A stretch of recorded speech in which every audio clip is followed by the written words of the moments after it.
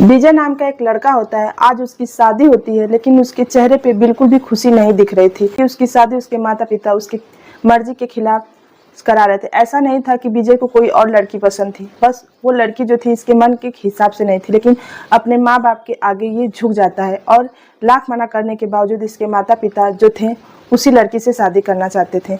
मजबूर इसकी शादी पिंकी नाम की एक लड़की से हो रही थी, जो काफ़ी समझदार, पढ़ी लिखी और शांत स्वभाव की थी, लेकिन चेहरे पे थोड़ा उसका रंग थोड़ा सांवला था और हाइट भी थोड़ी कम थी, लेकिन दिल की बहुत ही नेक और बहुत ही समझदार लड़की थी।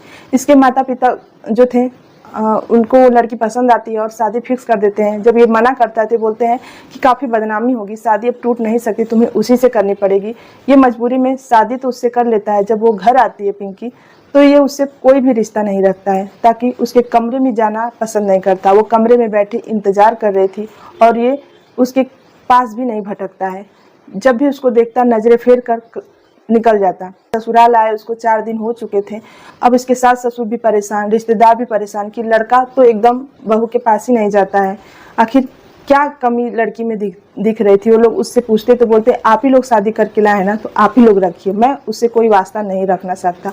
आप लोगों के कहने पे मैंने आपकी इज्जत बचा ली, लेकिन आप लोगों के कहने पे मैं इसके साथ नहीं रह सकता। मैंने साफ शब्दों में कह दिया है कि मुझे ये लड़की बिल्कुल भी पसंद नहीं है। अब उसके माता पिता इस पर फोर्स बना रहे थे कि किसी तरह इसकी घर की इज्जत बच जाए, इस लड़की को एक्सेप्ट कर ले। वो उस पर डेली फोर्स बनाते। ऐसा एक दिन था, वो लड़का जो था बाहर हाल में सोया हुआ था। रात के लगभग 2 बज रहे थे, पूरे घर नींद के सन्नाटे में खोया हुआ था। तभी पिंकी अपने कमरे से बाहर निकली और उसने देखा कि वो हॉल में सोया है। वो उसके पास आ गई और बोली कि मैं आज आपसे जानना चाहती हूँ कि आखिर मेरे में क्या दिक्कत है जो आप मेरे से इतना नफरत करते हैं। वो उसके चेहरे को देखा और गुस्से से चेहरा बिल्कुल भी रार हो गया। हाथ पकड़कर घसीटता हुआ कमरे में लेके गया और बोला तुम्हारी हिम्मत कैसे हुई कि तुम कमरे से निकलकर मेरे से सवाल जवाब करने के लिए यहाँ आ गई। वो बोली मैं आपका इंतजार कर रही थी। 5 दिन आज हो चुके हैं और आप एक बार भी अपनी शक्ल नहीं दिखा रहे हैं। मैं रो रो कर मेरा यहाँ बुरा हाल है कि आखिर मेरे अंदर क्या कमी थी। जब मेरे अंदर इतनी बुराई थी तो शादी करने की क्या ज़रूरत थी। वो बोला शादी तो मैंने अपने माता पिता के दबाव में कर ली है, लेकिन मुझे तुमसे बिल्कुल भी लगाव नहीं है। तुमने अपना चेहरा आईना में देखा है, कैसी शक्ल है, तुम मुझे बिल्कुल भी पसंद नहीं हो। उसके आंखों से उसकी बात सुनकर उसके आंखों में आंसू बहने लगे और वो उसकी बातों से बिल्कुल भी तिलमिला गई थी। बैठकर रो रही थी और वो गुस्से में कमरे से बाहर निकल गया। ऐसे ही समय बीत रहा था और ये लाख कोशिश करने के बावजूद भी अपने पति के दिल में जगह नहीं बना पा रही थी।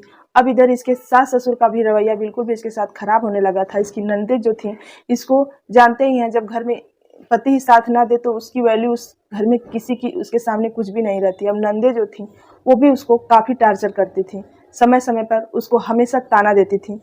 एक दिन वो खाना बना रही थी, उसी ख्यालों में गुम थी कि वो हमेशा दिमाग में उसके वही चलता रहता कि आखिर मैं क्या करूं जिससे ये लोग मेरे से खुश रहें। तभी अचानक उसके हाथ से जो दाल थी वो गिर जाती है और छटक कर पूरे इसके हाथों पे गिर जाती है। अब ये जलन से पूरा चिल्ला उठती है। अब इसकी जो छोटी ननद आती है कमरे में और देखती है तो इसका पूरा हाथ जला होता है, लाल पड़े होते हैं। बोलती है ये नाटक करने से आपको खाने बनाने से राहत नहीं मिलने वाली। मुझे इससे कोई मतलब नहीं कि आप जली हैं कि क्या हुआ। मुझे कॉलेज जाने में लेट हो रही है और जल्दी से मेरा टिफिन मुझे दे दीजिए। अब वो उसका चेहरा देख रही थी क्योंकि वो पूरे दर्द से कराह रही थी। उसने अपने मन में सोचा कि आखिर मैंने क्या पाप किया था जो इंसानों से परे ऐसे घर में मेरी जिंदगी आकर बर्बाद हो रही है, जिसके किसी के दिल में भी इंसानियत बिल्कुल भी नहीं है। वो रोते हुए जलते ही हाथों से उसकी टिफिन को पैक किया और उस सिर पे रख दी। नकचढ़ी जैसी ननद उसके कमरे में आई और अपनी टिफिन लेकर एक बार भी नहीं पूछी कि आखिर वो जली हो तो उस पर दवा लगा दें या कुछ नहीं। वो मुंह फेर कर तुरंत उस कमरे से निकल गई। वो अपनी इस जलन को बर्दाश्त कर रही थी क्योंकि उससे ज़्यादा जलन तो उसके सीने में हो रही थी। वो अपने हाथों को बाल्टी के पानी में डालकर घंटों बैठकर आंसू बहाती रह गई। ऐसे ही अब तो दिन प्रतिदिन का काम था। लोगों का रवैया दिन प्रतिदिन इसके साथ बद से बदतर होने लगा था। अब ये जो लड़का था कभी भी कमरे में जाता, अगर ये इसके करीब जाने की कोशिश करती तो अब उसका हाथ भी इसके ऊपर उठने लगा था। एक बार लड़के ने इसकी खूब पिटाई कर दी, जगह जगह घाव, जगह जगह दर्द दिए। अब वो इतना तड़प उठी कि वो रोने लगी और अपने माता पिता से फ़ोन कर कर बोली कि माँ अब मैं यहाँ नहीं रह सकती, अगर और भी मैं रही तो मैं ज़िंदा नहीं बचूंगी, क्योंकि इन लोगों का रवैया मेरे साथ बिल्कुल भी इंसानों वाला नहीं है। अब उसके माँ बाप का कलेजा भी फटने लगा कि मैंने इतने नाजुक से अपनी बेटी को पाला था और ये लोग क्या कर रहे हैं। उनको बिल्कुल भी भरोसा नहीं था कि मेरी बेटी के साथ ऐसा व्यवहार किया जा रहा है। दूसरे ही दिन उसके पिताजी आए और उसको अपने साथ लेकर घर चले गए। वो डबडबाती आंखों से जब घर से जा रही थी तो उस घर को देख रही थी। उसने कोई भी कसर अपनी नहीं छोड़ी थी जिससे इस घर को बचा सके, अपने रिश्ते को बचा सके। लेकिन यहाँ के लोगों में दया बिल्कुल भी नहीं थी। जब पिंकी घर छोड़कर चली गई अपने मायके, अब इसके पति को बहुत खुशी मिलती थी। उसको ऐसा लगा कि इसके सर से कोई बहुत बड़ा पत्थर हट गया है। अब वो खुश रहने लगा था। अब उसको ऐसा लगा कि मानो अब इसकी जिंदगी में रौनक आ गई है। इसने अपने माता पिता से बोला, मैं तो उस लड़की को रखने वाला नहीं, आप लोग कुछ भी करके मुझसे उसे तलाक दिलवाइए, मैं उसके साथ जिंदगी नहीं बिताना चाहता।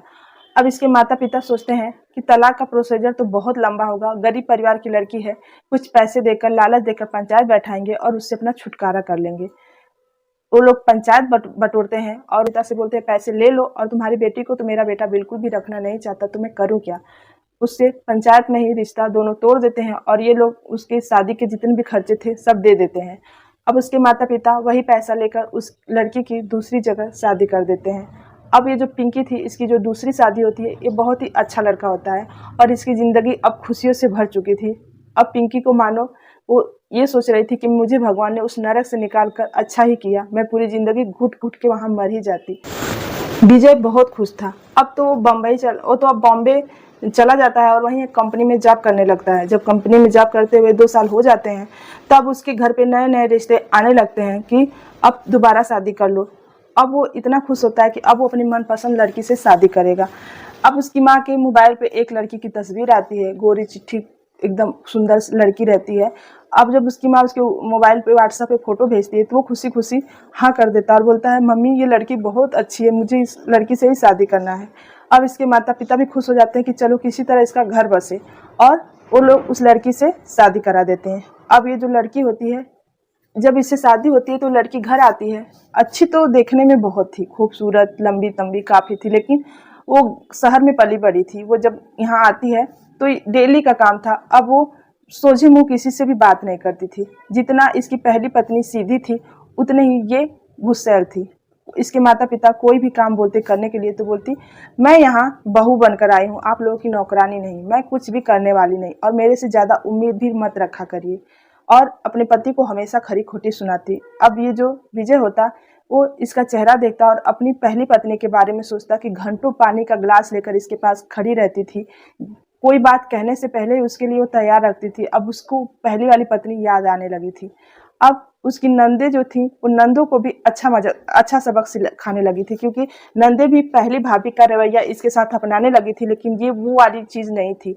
ये इन लोगों को सबक सिखाती थी, क्योंकि ये पढ़ी लिखी और शहर की लड़की थी, कोई भी इसको दबा कर रख नहीं सकता था।